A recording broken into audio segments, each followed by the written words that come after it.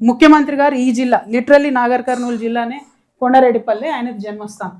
ఈ జిల్లా పుట్టినటువంటి బిడ్డ, మొత్తం నేను నల్లమల్ల పిల్లి బిడ్డను, నల్లమల్ల నాదని చెప్పుకునేటటువంటి బిడ్డ ఏం చేస్తున్నారు మీరు? ఉన్నటువంటి పాలమూరు రంగారెడ్డిలో 21 ప్యాకేజీలు ఉంటాయి, 18 ప్యాకేజీలే పని మొదలైంది.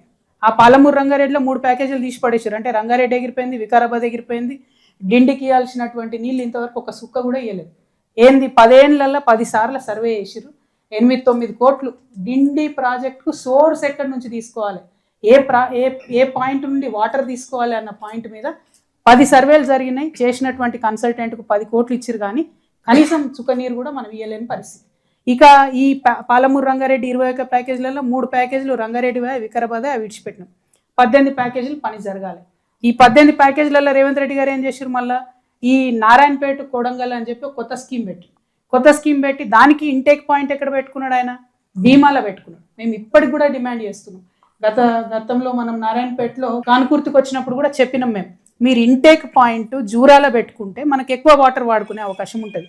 ఈ జిల్లా బిడ్డ అయి ఉండి జూరాలను వాడుకోకుండా, జూరాల నుండి ఎక్కువ నీళ్ళు తీసుకోకుండా భీమా నుండి పెట్టుకొని మళ్ళీ దాన్ని పాలమూరు రంగారెడ్డిలో భాగం చేస్తే ప్రత్యేకమైన లాభం ఏం లేదు.